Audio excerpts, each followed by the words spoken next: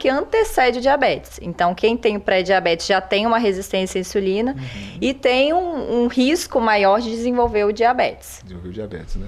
E, doutora Ana, quando a gente manda lá paciente, eu então, intolerância à glicose, aí eu mando para você. Manda pra lá. gente. É muito comum? É muito comum.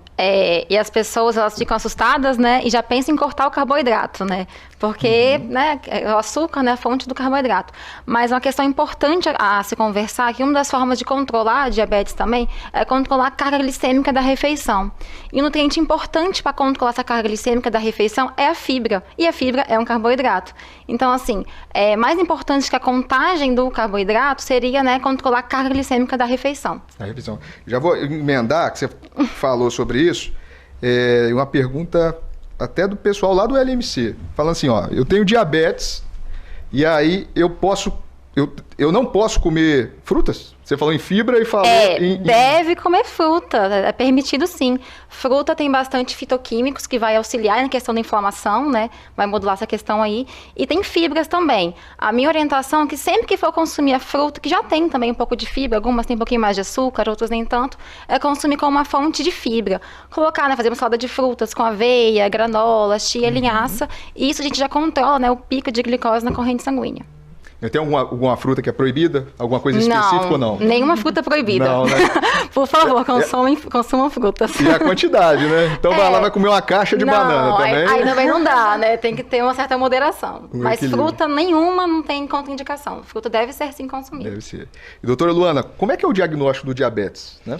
Bom, vamos lá. Primeira coisa na maior parte dos casos, doutora Dário, a gente não vai ter sintomas associados ao diabetes, né? Então, é importante a gente estar fazendo um rastreio do diabetes, que vai ser indicado aí para pessoas acima de 45 anos, certo?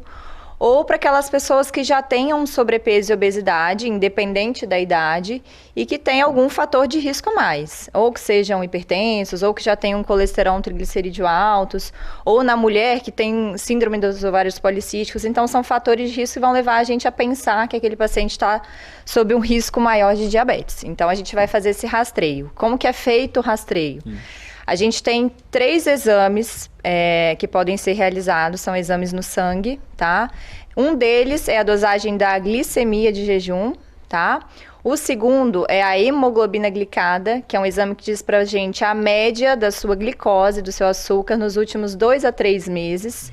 E tem também o terceiro teste, mas que é um pouco menos utilizado, que é o teste de tolerância oral à glicose. Esse teste é um teste um pouquinho mais chato de fazer, porque o paciente tem que consumir uma carga de um doce, né, uma glicose, um líquido. O tubo de açúcar que eles falam. Um tubo de açúcar, e daí a gente pode avaliar esse grau de resistência à glicose. É muito feito nas gestantes, esse teste. Então, quem é gestante aí, ou já foi gestante, deve ter passado aí por esse teste. Uma coisa que eu vejo muito no consultório, assim, que eu acho que é legal alertar a população também, que é diferente aquela do dedo e a glicemia de jejum, né? Exatamente. Não é o mesmo número, por exemplo. Não é o mesmo número. Né? Então, se você, por acaso, fez um teste de glicemia capilar, que é essa do dedinho, o ideal é a gente confirmar com o exame de sangue. Porque tem alguns interferentes, por exemplo, pessoas que têm extremidades, os dedos mais frios, às vezes não captam tão bem a glicose, que tem problemas de anemia, podem não captar bem a glicose. Então, o ideal é sempre confirmar o teste do dedinho com o teste de sangue. Um teste de sangue, né? Eu li até um artigo, aí até fugindo fora, até o oxigênio, o tipo do glicosímetro pode alterar, né? Pode alterar. Interessante. E aquilo ali tem que ser específico, né? Sim.